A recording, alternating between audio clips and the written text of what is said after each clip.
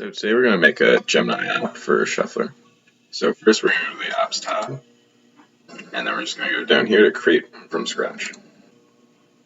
So here we're going to be able to give all the information regarding the app we are creating. So we're going to start with the name. So we're just going to call it Gemini app.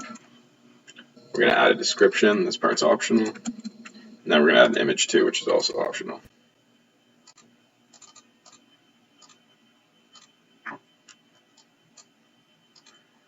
Yes, there we go.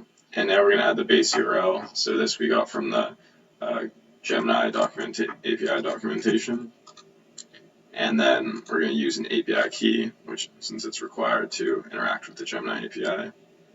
And it's just the API key is going to be X Google API key. And then next we're going to go to create our action. So we're just going to click new action here, and it's going to create us a temporary action. And we can go inside and edit it. So we're going to create one to generate content. So we're just going to name it generate content. We're just going to leave the description empty since that part's optional. And then we're going to go down to request here, and then we're just going to make it into a post request. Then next we're going to add the URL path, which this is also from the Gemini API documentation.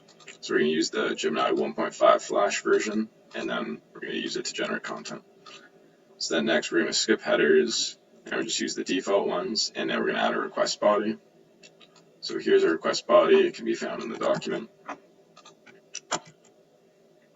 So here it is, and as you can see, so every time we call the app and use the generate content action, this request body is going to be used. But as you can see, right now you'll have to go into the body and type in whatever text you want for your prompt. But instead, to change this, we can add a variable. So we're going to add a variable right here. So we're just going to do a $sign and then these brackets. Then inside the brackets, we can add our variable name. So we're going to name it prompt. And then we can click up here to make it required.